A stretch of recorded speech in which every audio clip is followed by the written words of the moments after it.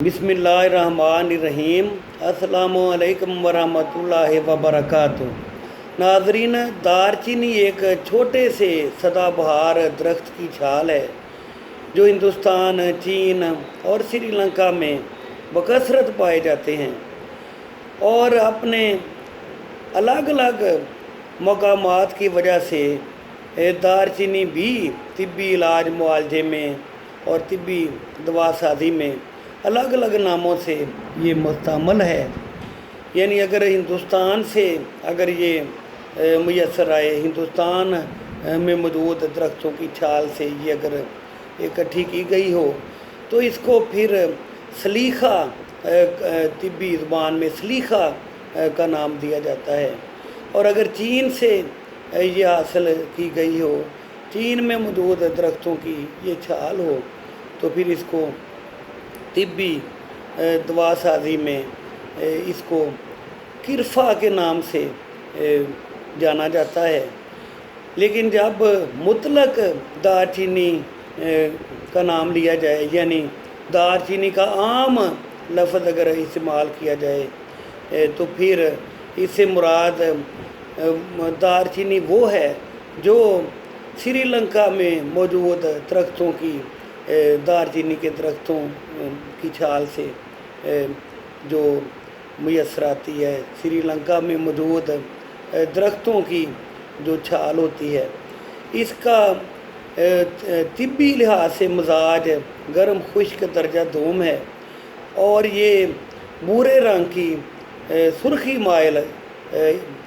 रंगत लिए हुए होती है। जायका इसका शरी होता है, यानी मामूली सी मिठास लिए हुए होता है और तेज़ सा महसूस होता है इसका जायका। और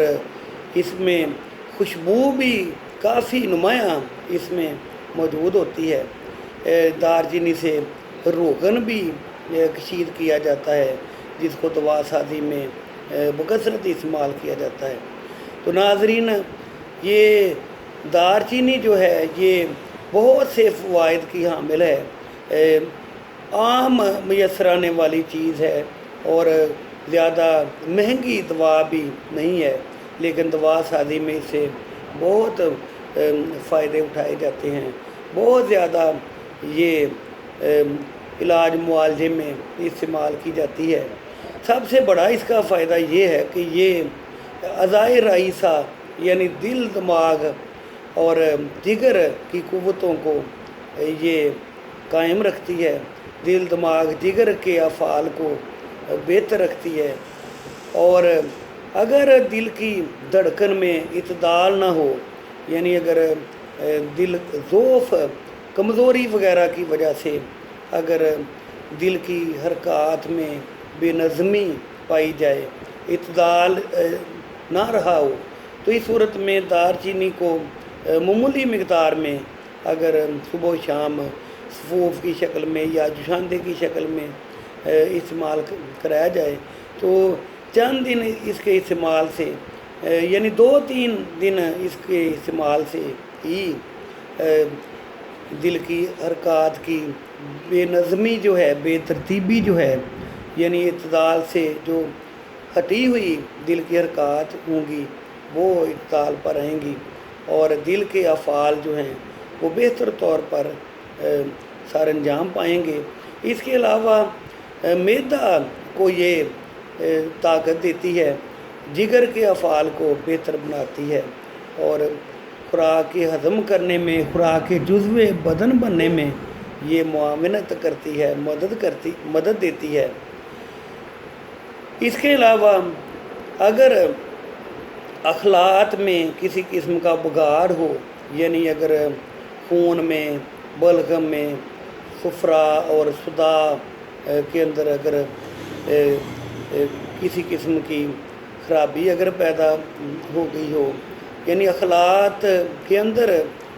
जो कैफियत है वो बेहतर ना रही हो, इत्दाल के अंदर अखलात ना हो, अखलात यानी खून, बलगम, सुफरा और सुदा, तो ये जिस्म में मौजूद फासद मादों को ये خارج کر کے اخلاق میں ان کی جو کیفیت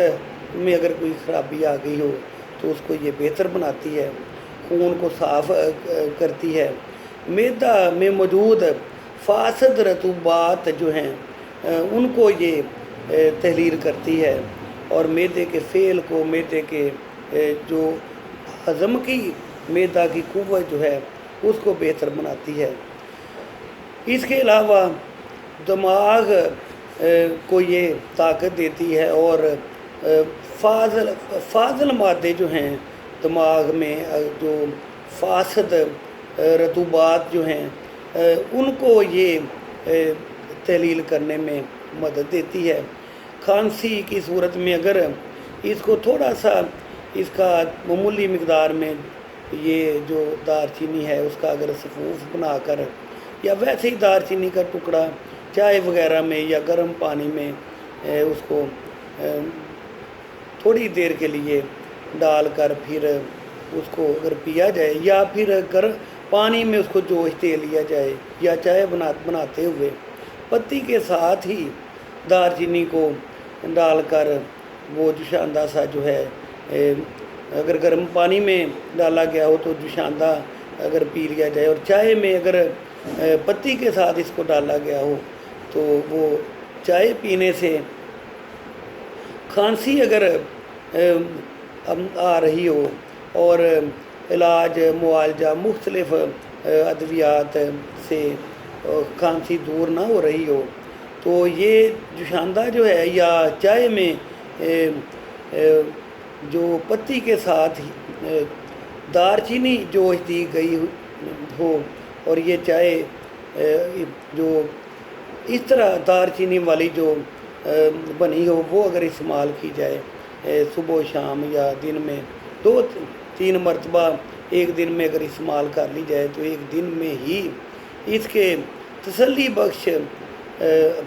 اثرات سامنے آتے ہیں، اور کھانسی کے مرض کے ازالہ میں مدد ملتی ہے۔ مہنگی دواؤں کے استعمال کے بغیر ہی دار چینی کھانسی کے مرض کے ازالہ میں مدد دیتی ہے۔ اس کے علاوہ اگر اسہال، دست وغیرہ اگر آتے ہوں اور بار بار دست آنے سے، اسہال آنے سے جسم کمزور ہو رہا ہو تو اس صورت میں اگر دار چینی کا سفوف آدھا چائے کا چمچ اگر معمولی مقدار میں پانی کے ساتھ اگر صبح و شام اور دوپہر کو، یعنی دن میں 3 اس کی خوراکیں اگر استعمال کر لی جائیں تو اس کے استعمال سے فوری طور پر دست، اسہال رک جاتے ہیں، اور معدہ جو ہے وہ طاقتور ہوتا ہے، قوت ہضم بہتر بنتی ہے، آنتوں کا فعل، آنتوں کی کمزوری جو ہے وہ دور ہوتی ہے، آنتوں کا فعل جو ہے وہ بہتر ہوتا ہے، قبض وغیرہ کی شکایت نہیں رہتی۔ اس کے علاوہ اگر تیزابیت اگر زیادہ اگر بن رہی ہو اور اس کی وجہ سے تبخیر معدہ، گیس وغیرہ کی صورت میں پریشانی اور تکلیف معدہ کی، وہ مختلف ادویات، شربتوں اور مہنگی ادویات سے بھی اگر وہ گیس، تبخیر معدہ وغیرہ یہ اگر اس کا ازالہ نہ ہو رہا ہو، یہ مرض اگر دور نہ ہو رہا ہو تو یہ دار چینی جو ہے اس کا اپنی خوراک میں استعمال، یعنی معمولی مقدار میں کھانا کھاتے وقت اس کو اگر سالن میں ڈال لیا جائے، یا پھر ویسے ہی سفوف کی شکل میں آدھا چمچ صبح و شام کھانے کے بعد اس کو استعمال کر لیا جائے پانی کے ساتھ، تو اس کے استعمال سے تیزابیت معدہ، یعنی معدہ میں زائد تیزابیت کا بننا، گیس اور تبخیر وغیرہ جو ہے اس کی وجہ سے بار بار ڈکار آتے ہیں، کھانا صحیح طرح سے ہضم نہیں ہوتا، اور پیٹ میں ریا بننے سے، گیس بننے سے سر درد وغیرہ اور دوسرے تمام جسمانی جو افعال ہیں ان میں خلل آتا ہے۔ یہ ساری کیفیتیں جب معدہ اگر ٹھیک ہو، معدہ میں کوئی اگر خرابی وغیرہ نہ ہو، کوئی سوزش معدہ یا تبخیر معدہ یعنی گیس وغیرہ بننا، یا معدہ کے افعال میں کمزوری آ جانا، یعنی کھانا دیر سے ہضم ہونا، یا کوئی مرغن چیزیں، تیز مسالے والی چیزیں کھانے سے معدہ میں تکلیف، جلن وغیرہ ہونا، یہ ساری چیزیں اگر دار چینی معمولی مقدار میں صبح و شام کھانے کے بعد اگر اس کا سفوف استعمال کر لیا جائے تو یہ ساری تکالیف انشاءاللہ اس کے استعمال سے دور ہوں گی۔ معدہ صحیح طرح سے کام کرے گا، معدہ صحیح کام کرے گا، جگر کے افعال بہتر طور پر سر انجام پائیں گے، اور جب معدہ صحیح کام کرے گا تو عام طور پہ یہ صحیح کہا جاتا ہے، عوام الناس میں بھی یہ مشہور بات ہے، اور ویسے بھی یہ 100% ایک صحیح ایک حقیقت ہے کہ اگر معدہ اگر تندرست ہو تو سمجھ لیں کہ سارا جسم تندرست ہے۔ اگر معدہ کے افعال درست ہوں، معدہ ٹھیک طور پر کام کر رہا ہو تو سارے جسمانی اعضاء، جسمانی قوا جو ہیں ان کے افعال بہتر طور پر سر انجام پاتے ہیں، اور پھر کوئی مرض تکلیف پریشانی کا باعث نہیں بنتا، کیونکہ معدہ اگر صحیح کام کرے گا تو پھر جگر کو اپنے افعال کی ادائیگی میں سہولت رہے گی، اور معدہ اور جگر بھی پھر صحیح طور پر خون، صاف ستھرا خون بنائے گا، اور جب جگر صحیح کام کرے گا تو تمام اخلاط کا جسم میں توازن برقرار رہے گا، یعنی جتنا اس کا توازن جسم میں ضروری ہونا چاہیے وہ پھر برقرار رہے گا، اور اس سے قوت مدافعت بھی بہتر رہے گی، اور مرض جو ہے اس کا جلد کیے کوئی مرض جو ہے وہ لاحق ہونے کا امکان نہیں ہوگا۔ تو آپ یہ ایک مفرد دوائی، یعنی ایک دوائی ہے، آسان سی دوائی، آسان سا نسخہ، مہنگی چیز بھی نہیں ہے، اور سب سے بڑی بات یہ کہ گھروں میں کچن کی ایک چیز ہے، مسالوں وغیرہ میں یہ تو ایک لازمی جزو ہوتی ہے، تو اگر تھوڑا سا اس کو الگ سے پیس کر رکھ لیا جائے اور ضرورت کے وقت اس کو اگر استعمال کر لیا جائے تو یہ بہت سی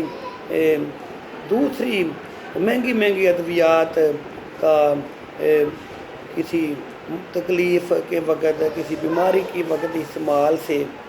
یہ گھر میں موجود اگر یہ سفوف دار چینی کا ہوگا تو یہ زیادہ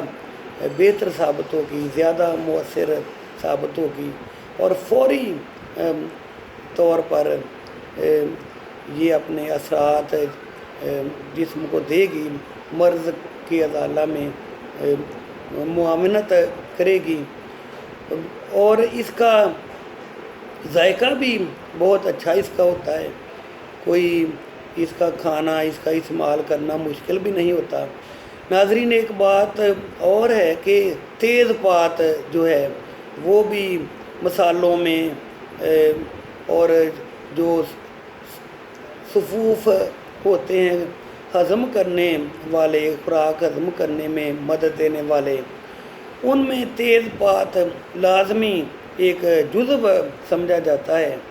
تو یہ جو تیز پات ہے یہ دراصل